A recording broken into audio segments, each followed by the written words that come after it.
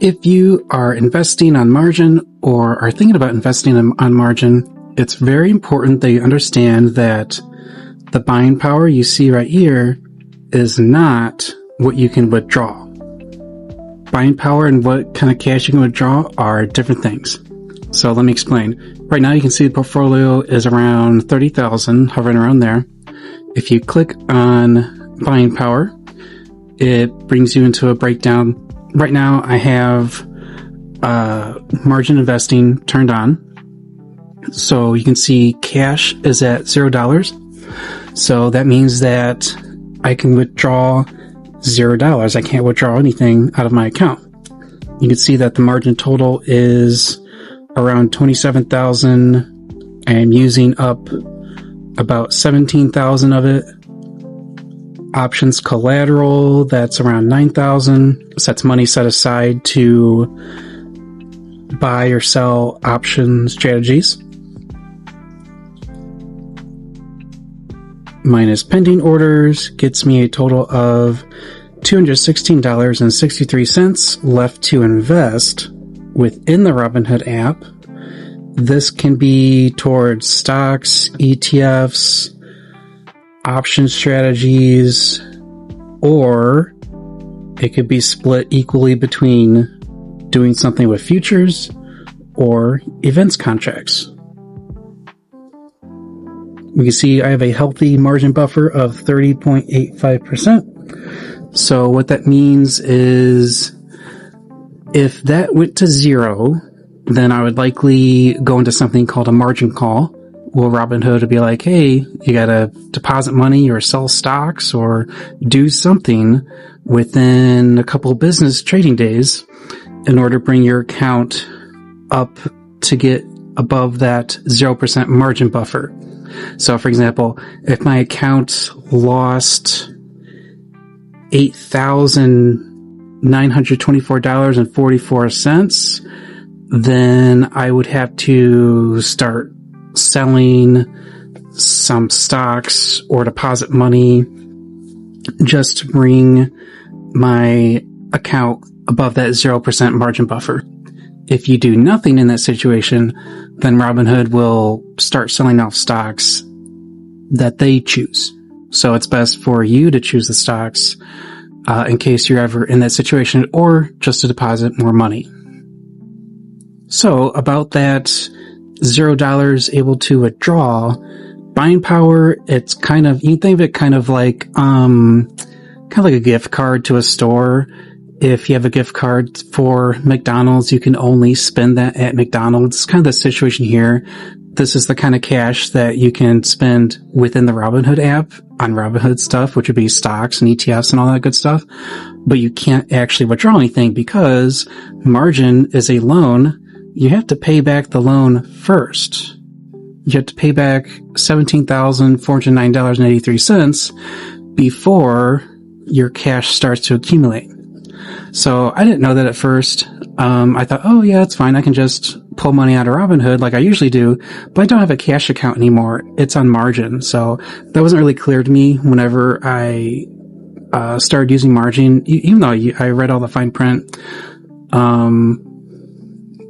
That just wasn't clear to me. But there is something you can do if you wanted to, and we can find out more by going to explore your margin. Okay, so you can see right now, this is how much I need to keep in my account, 21,000 and some change, and the buffer is about 9,000. So it would have to be, my account would have to drop $9,000 before they issue a margin call. And if you combine those two numbers, then you get the total 30-something thousand. So right now I am borrowing almost $17,000 and I have 200 something to continue borrowing off of. That's my buying power. And we can click on the little I there. It talks about your margin buffer, how close you are to a margin call. The higher your buffer percentage, that's good. That means you're at low risk of getting margin calls. So mine's at 30%. It's very healthy. They don't factor in crypto. So if you ever needed some cash, you could always sell off your crypto to put it towards that margin call.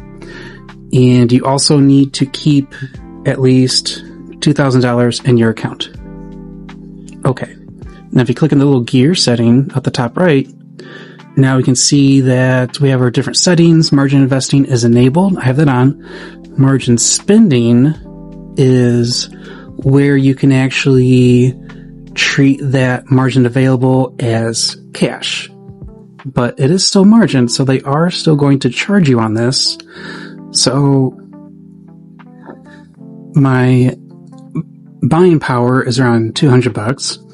And if I turn this on, then I will be able to withdraw $200. So it's kind of like a loan, kind of acts more like a normal loan where you can pull the money out and do whatever you want with it instead of having it locked into buying a stock or ETF or whatever, locked into something on the Robinhood platform or whoever your brokerage is. And so, that's a good thing to always have that backup in case you need that money, you need to pull it from your brokerage. But I'm not sure what the interest rate would be. I would assume that it would be the same as what my margin interest rate is right now, which is 5% divided by 360, and that's annualized. That's APY. So I'm not going to turn it on right now. I'll turn it on if I need it. And, in case of emergency, I'll just get my money elsewhere. But I'm curious, does anyone else have margin turned on? What do they do? What do you do with that? Do you have margin withdrawal on? And is that the same interest rate as regular margin? I'm not sure what that is. So yeah, let me know if you have that margin spending turned on and how that works. If margin freaks you out, you can also set a self-imposed borrowing limit on yourself. Right now I have access to almost $27,000 of margin and my limit is off. I used to have it on, then I just, let's just turn it off. Let's just access everything at once. So you can see just a little peek at the margin I'm using, 5% yearly interest rate. Unpaid interest so far, we're about 2/3 of the way through the month of January, and this is what has accumulated so far. Once this goes up a little bit, I don't know what the final number will be. Maybe it'll be like upper 30s or maybe $40 or something like that. Then at the end of the billing cycle, it'll charge me, say, $40, and they'll take it out of my buying power automatically. So I'm currently covered there. So yeah, let me know if you have a cash-only account or maybe you're borrowing on margin. Do you put a self-imposed limit on yourself? And also, I'm curious about this margin spending option.